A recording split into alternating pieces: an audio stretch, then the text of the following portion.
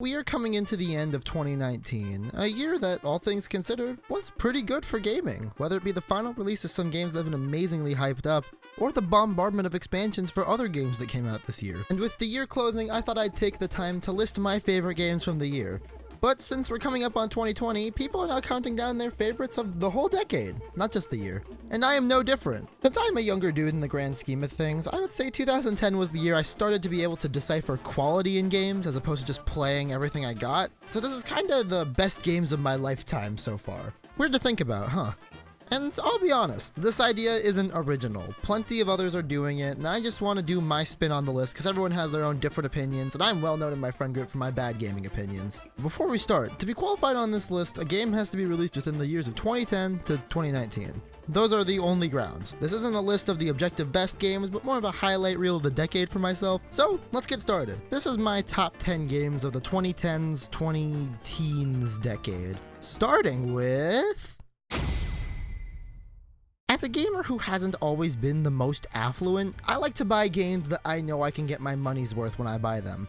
Open world games, the ones that have endless replayability, that kind of jazz. And I have fallen into the traps of very short, bad, or boring games before. But these worries were all left behind when I discovered the roguelike genre. And subsequently, the Binding of Isaac series. For the purposes of this list, I'm including every iteration of the Binding of Isaac in this spot, because for the most part, they're the same game. For all intents and purposes, the Binding of Isaac Rebirth is just a graphics overhaul and expansion for Wrath of the Lambs that just kinda continues down that line. Very few games have I spent as much time in as the Binding of Isaac, across all expansions, but if I had to choose a favorite, it would probably be Afterbirth Plus. Not for the amazing additions it may have given us, but more so that's the version that got released on Switch, so it's the version that I have spent the most time playing. I can't really say more about why I like the game than that. With every run being different and the game basically releasing at the start of the decade with expansions sprinkled in throughout these 10 years and a final one promised in 2020, this game is the definition of value. The amount of time I lost playing this game, whether it be at home or whipping out my Switch during senior year math class, is almost unparalleled by any other game, and will always be at the top of my recommendation list for new Switch owners. It's fun, it has depth, it has multiple playable characters, it has a plethora of modes, and it has creepy religious undertones. It has it all. Me and my boys have a team and we want to play through 4-player games together, and that team is known as the Heist Crew, and one of my fondest memories with the Heist Crew is playing through the game Borderlands 2. Now, I have never been huge on first-person shooters, but Borderlands 2 made me a fan of looter shooters. I've had so much fun playing through as each of the different characters. Leveling up and speccing out skill trees just had a feedback loop that is so hard to ignore. Although, hands down, my favorite has to be Krieg the Psycho. He has an energetic, melee-focused playstyle that will never get old to me. And after like 4 or 5 playthroughs of the main campaign, I still have yet to touch any of the DLC, or the pre-sequel, or Borderlands 1, or Borderlands 3. Well, at least I know there will be more of what I love in my future. When I got a PS4, there were 2 games I knew I had to play. The first one being SpiderMan PS4, and the second one being farther down this list. For those who don't know, Spider-Man is probably my favorite superhero of all time, whether it be my nostalgia for the Raimi films, the way the new movies hit it out of the park, or the fact that I wore a Spider-Man jacket for 2 years as my main fashion choice. But needless to say, when I got Spider-Man PS4, I played it through to completion and left nothing else on my schedule. This game nails the feel of Spider-Man. Like, I'm a big feel guy when it comes to games, and Spider-Man just feels right to play. The web slinging, the combat, the other non-Spidey characters, the stars just align to make a game that plays as good as my nostalgia for the original Spider-Man 2 game remembers it being. After this game though, I'm excited to see where the next Spider-Man game takes us, because if Spider-Man has taught me anything over the years, it's that the second one in a series is always a sight to behold. Sometimes when a game is not the best, you have to acknowledge its impact in other ways before its objective quality. And nothing quite says this for me like Pokemon X. I have told this story before on my channel, but when it comes to my Pokemon history, I had only played Pokemon Sapphire prior to me grabbing this one on the 3DS. And while Sapphire set the foundation of me loving the Pokemon mechanics and world, Pokemon X perfectly cemented that love in my mind. I know it's far from the best one, but there's just such a warm fondness to these characters now in my head. Seeing Tierno, Shauna, and Trevor do anything or get any screen time just makes my heart happy. Not to mention that this generation had my favorite competitive meta from the gens I've played competitive in. It's very popular to hate on Game Freak and Pokemon nowadays, and hell, I do it a lot despite my love for the games. And many say that Pokemon X was the beginning of the series' downward spiral. And while that may be true, I personally cannot ignore the impact this game had on me. It created the Pokemon love that runs pretty deep now. And while the new games may shake my confidence, Pokemon X made me a Pokemon fan, and I don't think that's going to go away anytime soon. If you didn't already know, whether because of the channel's previous videos or because of the previous content on this list alone, I'm a Nintendo boy, through and through. And for a while, the only console I had was a Wii U. Though in 2015, when my heart yearned for variety on the Wii U, one game came to answer my call, and that game was Splatoon. Splatoon and Splatoon 2, I'm counting them as one because they're basically the same game with a new coat of paint, are some of my favorite shooters to come from the decade. This might be my gaming circle jerk mind going, but in a world of Call of Duties, Battlefields, hell, even the aforementioned Borderlands being mature and dark at times shooters, I really liked the fun and upbeat world of Splatoon.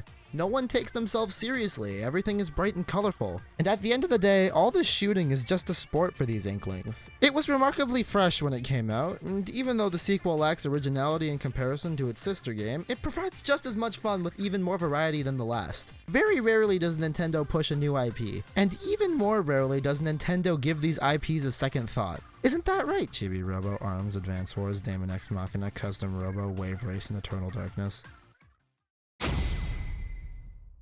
Zombies are a done-to-death trope. For instance, I loved the story of The Walking Dead, but the extra 3 seasons really stagnated in quality. Call of Duty does zombies for like every game now, and Left 4 Dead basically perfected the zombie formula in its first try. So if you're gonna try to make a game in which you try to survive a zombie apocalypse, you're really gonna have to try hard to make this a game that stands out amongst the crowd. This is where The Last of Us truly shines. The world of The Last of Us taught me a terrifying truth about the zombie apocalypse. That it's not the zombies that are the problem, but rather what the zombies turn what's left of humanity, The Last of Us, into. And this is reflected in the gameplay. Zombies rarely ever get the chance to ruin your day in The Last of Us. As long as you're packing a melee weapon or a decent amount of ammo, the zombies are rarely your biggest challenge. It's always the people who aren't infected that make your life a living hell. Couple this with realistic characters, an outstanding vocal performance by just about everyone in the cast, and a story that keeps you engaged and always wanting to look forward, regardless of how dark the horizon is. The Last of Us creates a world that you always want to see more of, which is why I'm really glad we're about to see more of it.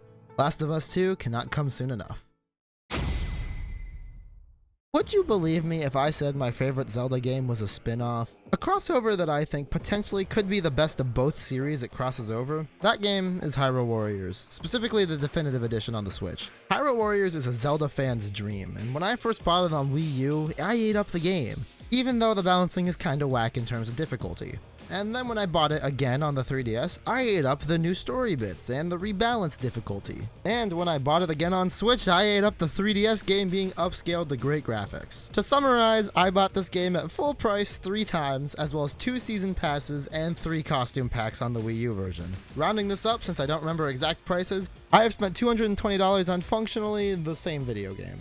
And that's because the core video game here is fucking great. Not to mention a story mode that acts as a highlight reel of the Zelda history. It has a satisfying gameplay loop that can go on for hundreds of hours. I have 120 hours of this game on the Switch, and I am still under 1/3 of the way through from fully completing it. This is one of those games that gets you sucked in for a few days just for you to forget about it for a while, and it's approachable enough for you to be able to forget how to play it completely and come back and remember just as easy. I have a longer, more in-depth video planned for this one in the future, so look forward to that. But until then, what else can I say then? In this game's story mode, you get to play as Ganondorf and push in the shit of all the heroes for more than one level. How fucking cool is that? Ubisoft is one of those companies that's always at the top of gamer shit lists, whether it be for having anti-consumer practices or a lineup of franchises that is admittedly underwhelming as hell every E3. No time was this clear to me than with the original Watch Dogs. While this game bombed critically, I got it on sale and considered it a fun enough adventure with a protagonist that I could relate to, even if he was needlessly edgy. So when they announced a sequel, I was all ears. Coming into this game, I had no idea what to expect. But I got a game that I could relate to all too well. A bunch of mid-20s idiots fucking around and destroying the man, a premise anyone my age could get behind. And while this game has its problems, like for one, killing never feels appropriate for your character and stun weapons are underwhelming and weren't available at launch, your gang is like terrorists but they never feel any more problematic than the neighborhood skater punks, and standard ridiculous Ubisoft DLC prices and amounts that lead to tonal whiplash every now and then, the game creates a sandbox environment so unlike any other game I've played. The game manages to use the realistic city backdrop as a more inventive 3D platforming world than anything Yooka-Laylee had, and having a way to interact with NPCs provides hours of fun. Seriously, that sounds really dumb, but it's so easy to lose yourself in the world of this game. What other game can you walk into an NPC's conversation, flirt with one, endlessly berate the other until he feels driven to punch you, have him punch you, watch the cops chase after and arrest him, and then at the last minute call a gang hit on the cops and cause a gang war? More open world games need interactivity like the stuff Watch Dogs 2 brings to the table. And if Watch Dogs Legion is even a fraction of what they promised, I am all in. Very few games nowadays have a huge Kickstarter and actually release a game of stellar quality to go alongside it. Shovel Knight, back when it first appeared in 2014, would have earned a spot on this top 10 list alone. The game had lovable characters, fun yet challenging gameplay, and an art style that mimics games of yonder years without feeling as clunky as said games. However, since then, we have had not one, not two, but 4 extra games included. One that sort of acted as a new game plus with new areas, 2 that completely reinvented the wheel, and a 4-player battle mode including just about every named character. And all of these games share the things I loved about the first, and provide lore and backstories to the characters I loved from the first. Shovel Knight has been an absolute ride from its Kickstarter to its final game that released a few weeks ago, and very few games have had the consistent bar of quality that this game has had through all 5 of its separate releases, which makes me very excited for if/when we get a Shovel Knight 2. I know Yacht Club said they wanted to work on something else, but they also said they were excited to revisit this world eventually, so fucking give it to me, Yacht Club. I'm waiting for it. It might be cheating to say this, but judging an entire decade off 10 games is stupid, and while those 10 games are my favorites, I cannot understate my other favorites that have come out these past few years. So this is it, my honorable mentions. Time for the lightning round, folks. The Jackbox Party Packs have been a friend group favorite amongst me and the boys for years, and every year I look forward to a new installment in the world's most approachable party game. Similarly, my aforementioned heist crew started out playing Monaco, What's Yours Is Mine, which is basically a cooperative top-down stealth puzzler, and has provided a myriad of laughs, frustrations, and a pretty solid battle mode that has kept us playing for hours. Battle Block Theater is a game made by one of my favorite companies and basically served as a perfect introduction to get my main man into PC gaming, and will always be remembered fondly for that. Honey Pop and Honeycam Studio originally caught my attention as porn games that got banned from Twitch, but as I researched farther, I found a surprisingly engaging take on 2 genres that have basically been reduced to pay-to-win mobile game fodder in the modern age. While the anime girls might not be your thing and aren't really my thing, the gameplay was enough to keep me going even when I had seen all the titties that there were to see. Just Cause 3 is the perfect example of a sandbox game, and the game knows that, basically giving you all the cool tools and telling you to fuck off and destroy the world. Grand Theft Auto 5 and Online have both been premier experiences in just the fun of destruction, both in the game's magnificent story and the wacky as fuck online, as long as you know how to get around the microtransactions. BioShock 2 was my introduction to the BioShock franchise, and now with hindsight I can say with confidence that is my favorite in the series. While not as groundbreaking as the first, or fake smart as the last, the second will always have a place for the attachment I felt for the main characters. Breath of the Wild was the first Zelda game I played that didn't make me feel like a complete moron, and probably my second favorite in the series, as well as being alongside Shovel Knight as the only games I had on my Switch during the Switch drought that was its first few months of launch. Gives me nostalgic feelings for this game, and I can't understate how much I love it. I guarantee you most people put Undertale somewhere in the top 10, but I want to shout out its younger brother Deltarune Chapter 1. While being a demo, it also serves as the quickest I've ever been engaged in a story, and it's immediately hit me with the Toby Fox fever. Having more refined combat, characters I care about, and a mysterious connection with the main universe I want to see explained sooner rather than later, had the full game been released, it would have easily earned my spot in the top 10. And lastly, Minecraft. It didn't technically release in the 2010s because that game exploded before its official release, but I would be remiss not to mention it, as it was likely my most played game of the decade. I made a whole video about Minecraft and my experiences with it, so check that out if you want to hear more. And now, after all that, number 1.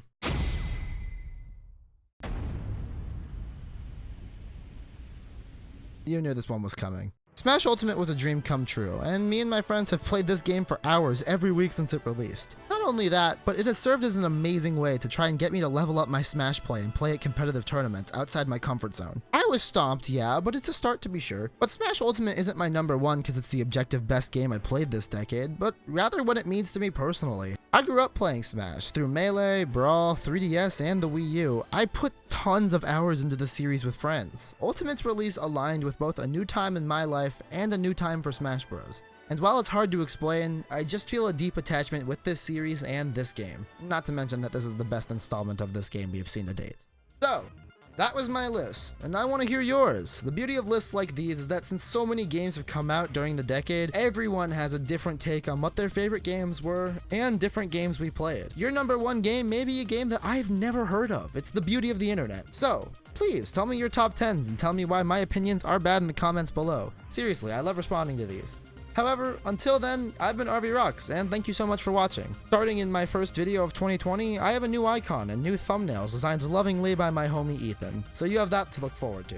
Happy New Year, everyone, and see ya!